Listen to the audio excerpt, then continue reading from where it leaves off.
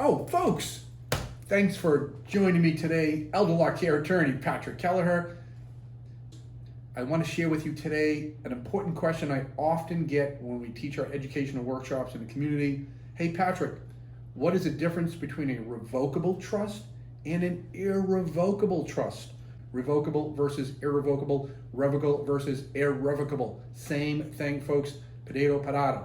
So folks, oftentimes from my experience, a lot of our clients create both types of trust.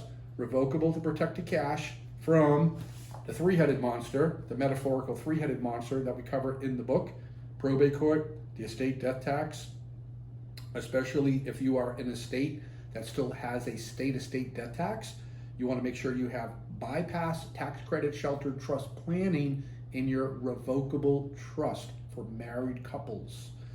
Number three, if you have cash or even a home you want to protect, you want to ask your estate elder law attorney to draft asset protection language into your revocable trust. But the biggest difference between revocable and irrevocable, from my view, from my opinion, is the following.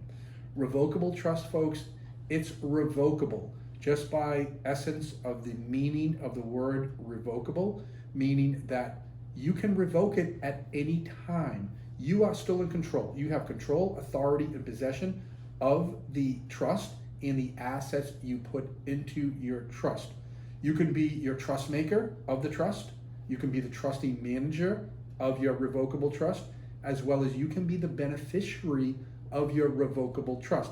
Yes, folks, you can wear all three hats and share all three capacities in a revocable trust.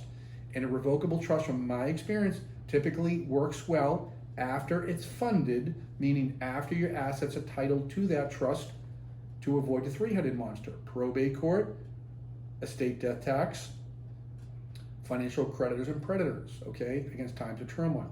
What a revocable trust will not do for you is protect from the long-term care cost of Medicaid. Why? Because typically you need to create an irrevocable trust and relinquish control, give up control. You can be the trust maker grantor of an irrevocable trust, but you typically ought to not be the trustee of that irrevocable trust, nor should you be the beneficiary of that irrevocable trust. Why? Because you're looking to protect an asset from whom? The government. So the government is okay with you creating an irrevocable trust so long as you follow the rules and provisions of an irrevocable trust, which means you typically cannot have too much control, authority, or possession over the assets. You cannot have what they refer to as retained grantor powers or retained trust maker powers. If they feel, the government feels you have too much retained powers, typically that irrevocable trust, from my experience, will not work to properly protect and shelter your assets. So long and short of it, folks, work with an estate elder law attorney that will properly assess and evaluate your situation, your goals, and your objectives, and they can properly advise you on what type of trust may be most appropriate for your situation. From my experience, a lot of our clients who have enough assets to worry about say, hey, Patrick, we have a house here with $400,000, $500,000 or more in equity, and we would like to protect, preserve the equity in that and pass it down to our children and maybe even our grandchildren someday. And guess what, Patrick? We're aware of that 5-year Medicaid lookback period. We would like to transfer our house into an irrevocable Medicaid asset protection trust. That's what our firm, our Elder Law Care Center, calls our Medicaid trust, a Medicaid asset protection trust. And for you veterans, we call it a Veterans Asset Protection Trust, a little variation for veterans benefits. And then we transfer it, we build their trust, we design it on the big whiteboard here in our Elder Law Care Center, and the client signs their trust.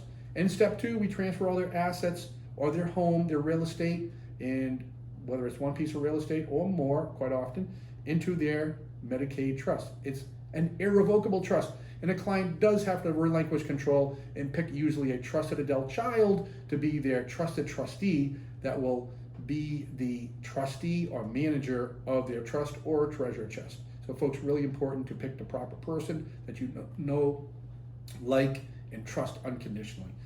And then they say, hey, Patrick, but we got some cash here. We have bank accounts, we have investment accounts, We even have 401ks and IRAs and life insurance.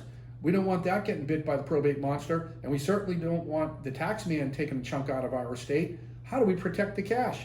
That's when the clients also create the revocable trust with the bypass tax credit shelter trust to provide tax planning against the estate tax. So long and short of it, folks, there's no one size shoe fits all in estate planning. That's the difference between revocable and irrevocable trust. Folks, thank you for joining me. I'm elder law care attorney Patrick Kelleher. If you're interested in learning more, go to elderlawcare.com or pick up a copy of my book on Amazon, The Four-Headed Monster, or How to Avoid the Metaphorical Four-Headed Monster of Estate Planning in Elder Law. Folks, thanks for joining us here today at elderlawcare.com. We will see you next time.